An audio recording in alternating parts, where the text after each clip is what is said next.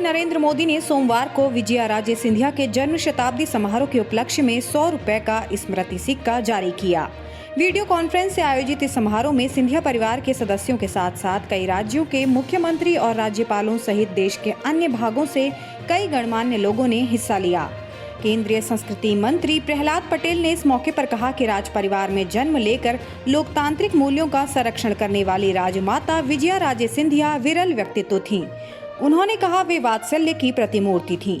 अपने सार्वजनिक जीवन में उन्होंने गरीबों, वंचितों, पीड़ितों के लिए निरंतर कल्याणकारी कार्य किए। विजयाराजे सिंधिया ग्वालियर राजघराने की राजमाता होने के साथ साथ भाजपा के संस्थापक सदस्यों में से एक रही थीं। वह 5 बार लोकसभा और 1 बार राज्यसभा की सदस्य निर्वाचित हुई थीं। विजयाराजे सिंधिया का जन्म 12 अक्टूबर 1919 को मध्य प्रदेश के सागर में हुआ था। उनके बेटे माधवराव सिंधिया कांग्रेस के कद्दावर नेता रहे थे। राजस्थान की पूर्व मुख्यमंत्री वसुंधरा राजे सिंधिया और मध्य प्रदेश सरकार में मंत्री यशोधरा राजे सिंधिया उनकी पुत्री हैं। माधवराव के बेटे ज्योतिरादित्य सिंधिया लंबे समय तक कांग्रेस में रहने के बाद अब भाजपा में शामिल हो गए हैं। रक्षा मंत्री राजनाथ सिंह ने सोमवार को 7 राज्यों, केंद्र शासित प्रदेशों में सीमा सड़क संगठन द्वारा बनाए गए 44 पुलों का वीडियो कॉन्फ्रेंसिंग के जरिए उद्घाटन किया। इसके अलावा उन्होंने अरुणाचल प्रदेश के तवांग के लिए नेचिपू सुरंग की भी आधारशिला रखी। इन सभी पुलों को सीमा सड़क संगठन ने तैयार किया है। रणनीतिक महत्व से बने इन पुलों के निर्माण से सुरक्षा बलों को हथियारों और उनके आवागमन में मदद मिलेगी। मनाली लेह मार्ग पर सबसे लंबा पुल दारचा में भागा नदी पर बनाया गया है। इसकी लंबाई 360 मीटर है। 1000 फीट की ऊंचाई पर इस पुल का निर्माण किया गया है। यह निर्माण रणनीतिक रूप से काफी महत्वपूर्ण है। वहीं लाहुल को कुल्लू घाटी से जोड़ने वाला चेंद्रा नदी पर 100 मीटर लंबे पुल का निर्माण 1 साल में हुआ। इसके अलावा मनाली के पलचान में 110 मीटर लंबे 2 पुल का निर्माण 2 साल के अंदर हुआ। बिहार में विधानसभा चुनाव के लिए भाजपा ने दूसरे चरण के प्रत्याशियों के नाम की घोषणा रविवार को कर दी। दूसरे दौर में पार्टी ने युवाओं पर सर्वाधिक भरोसा जताया है। चनपटिया के विधायक प्रकाश राय, अमनौर के शत्रुघ्न तिवारी उर्फ चोकर बाबा और सिवान के व्यासदेव प्रसाद की छुट्टी हो गई है।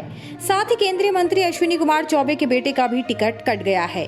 वहीं पटना शहर की सभी 5 विधानसभा में बीजेपी ने अपने विधायकों पर फिर से भरोसा जताया है।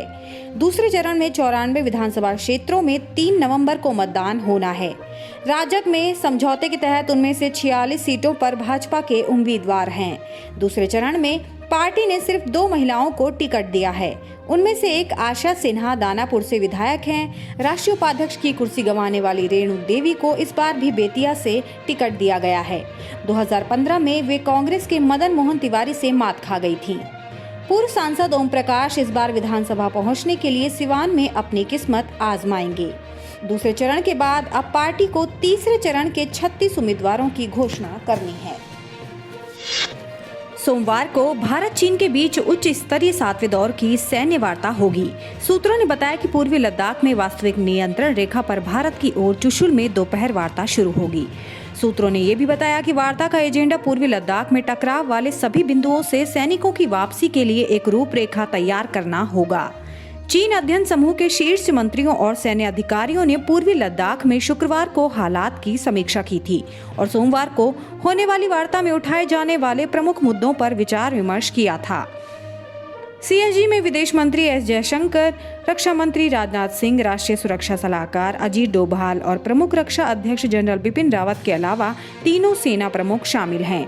सूत्रों ने बताया कि भारत पैंगोंग झील के दक्षिणी किनारे पर कई रणनीतिक ठिकानों से भारतीय सैनिकों की वापसी के लिए चीन की किसी भी मांग का पुरजोर विरोध करेगा। भारत का मानना है कि टकराव वाले सभी बिंदुओं से सैनिकों की वापसी की प्रक्रिया एक साथ शुरू हो।